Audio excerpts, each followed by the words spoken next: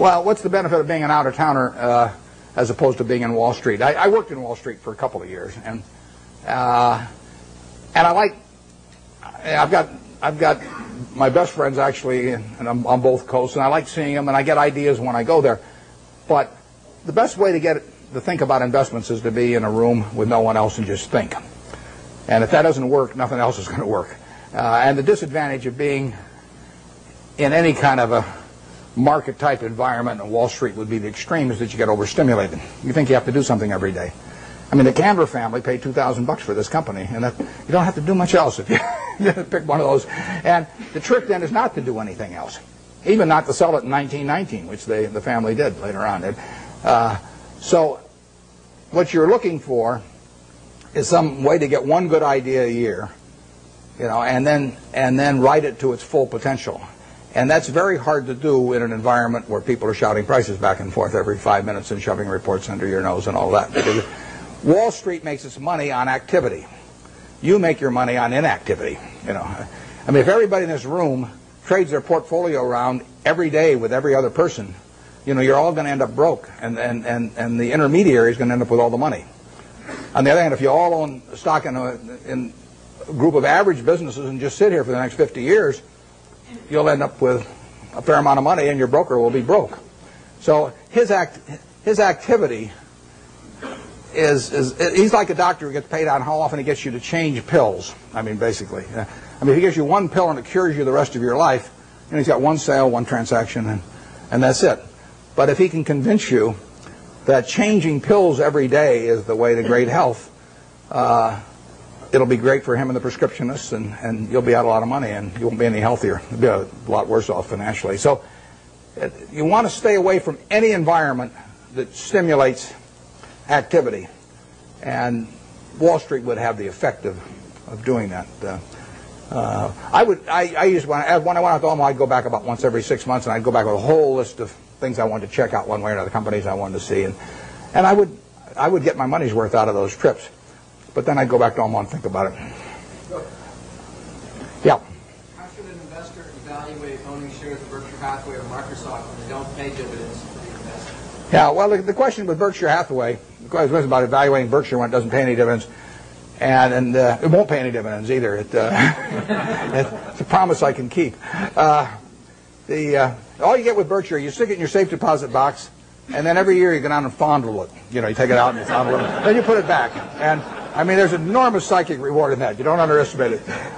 But the real question is whether we can keep retaining dollar bills and turning them into more than $1 at a decent rate. And that's what we try to do. And Charlie Munger and I have our money in it to do that. That's all we'll get paid for doing. We won't take any options. We won't take any salaries to speak of or anything. We'll ride around in the plane. But that's what we're trying to do. It gets harder all the time. The more money we manage, the harder it is to do that. And we would do way better percentage-wise with Berkshire if it was 1/100th the present size. But it is run for its owners. But it isn't run to give them dividends, because so far, every dollar that we've earned and could have paid out, we've turned into more than $1. It's worth more than $1 to keep it. And therefore, it'd be silly to pay it out. Even if everybody was tax-free that owned it, it would have been a mistake to pay dividends at Berkshire, because so far the dollar bills retained have turned into more than $1. But there's no guarantee that happens in the future, and at some point the game runs out on that. But it is the goal of, that is what the business is about. Nothing else about the business do we judge ourselves by. We don't judge it by the size of its home office building or anything of the number of people working around it. We've got 12 people at headquarters. We've got 45,000 employees at Berkshire and 12 people at headquarters, 3,500 square feet. And we won't change it. So we will judge ourselves by the performance of the company. And that's the only way we'll get paid. But believe me, it's a lot harder than it used to be. But anything way in the back, because I want to make sure I'm not missing people back there that haven't called me. Okay, then we'll go to the... Well, how about way over there on the aisle? Yeah. What makes you decide investments have reached its full potential? I missed this. What made me decide to invest what? One of your investments has reached its full potential. As you said earlier that you... I missed the last part of it. Reached its full potential. Well, ideally you buy in businesses where you feel that will never happen in terms of...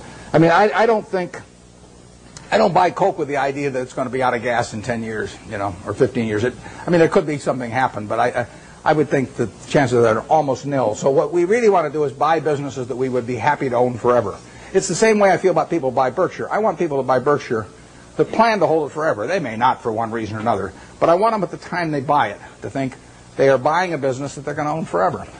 And I don't say that's the only way to buy things. It's just that that's the group I want to have join me, because I don't want to have a changing group all the time. I measure Berkshire by how little activity there is in it. If I had a church and I was the preacher and half the congregation left every Sunday, I wouldn't say, oh, this is marvelous because I have all this liquidity among my members, There's terrific turnover, I would rather get a church where all the seats are filled, every Sunday by the same people. Well, that's the way we look at the businesses we buy. We want to buy something that we're really happy to own virtually forever, and we can't find a lot of those. And back when I started, I had way more ideas than money, so I was just constantly having to sell what I thought was the least attractive stock in order to buy something that I just discovered that looked even cheaper. But that's not our problem really now. And so we hope we're buying businesses that we're just as happy with 5 years from now as now. And if we ever found some huge acquisition, then we'd have to sell something maybe to make that acquisition. But that would be a very pleasant problem to have. We never buy something with a price target in mind. I mean, we never buy something at 30 saying if it goes to 40 we'll sell it, or 50 or 60 or 100. We just don't do it that way any more than when we buy a private business like See's Candy for $25 million, we don't say to ourselves, if we ever get an offer of $50 million for this business, we'd sell it. That's just not the way to look at a business. The way to look at a business is this going to keep producing more and more and more money over time? And if the answer to that is yes, you don't need to ask any more questions. Yeah, way back there. Those same principles in mind, what was the motivation for taking a piece of Solomon and similarly long-term capital? And how did you come up with the valuation? Well, Solomon, like I said, I went into that because it was a 9% security in 1987, September 1987. The Dow was up 35% that year. We'd sold a lot of stuff, and I had a lot of money around. It looked to me like we were never going to get a chance to do anything. So I took an attractive security form in a business I would never buy the common stock of. And I went in because of that, and I think that's generally a mistake. It worked out okay finally on that, but it's not what I should have been doing. I either should have waited, in which case I could have bought more Coca-Cola a year later or thereabouts, or I should have even bought Coke at the prices it was selling at then, even though it was selling at a pretty good price at the time. So that was a mistake. On long-term capital, we have learned other businesses that are associated with securities over the years. And, I mean, one of them is arbitrage. I've done arbitrage for 45 years, and Graham did it for probably 30 years before that. And that's a business, unfortunately, I have to be near a phone for, and I have to really run out of the office myself, because it requires being more sort of market attuned. And I don't want to do that anymore. So unless a really big arbitrage situation came along that I understood, I won't be doing much of that. But I've probably been in 300 arbitrage situations at least in my life, maybe more. And it was a good business, perfectly good business. Long-term capital has a bunch of positions. They got tons of positions, but the top 10 are probably 90% of the money that's at risk. And I know something about those 10 positions. I don't know everything about them by a long shot, but I know enough where I would feel okay at a big discount going in, and we would have the staying power to hold it out. We might lose money on something like that, but the odds are with us. That's a game that I understand. There's a few other positions we have that aren't that big because they can't get that big, but they could involve yield curve relationships or on the run, off the run governments or things like that are just things you learn over time if you're around securities markets. They're not the base of our business. Probably on average, they've accounted for 0.5 percentage point of our return a year, or 3/4 of a percentage point a year of our return. They're little pluses.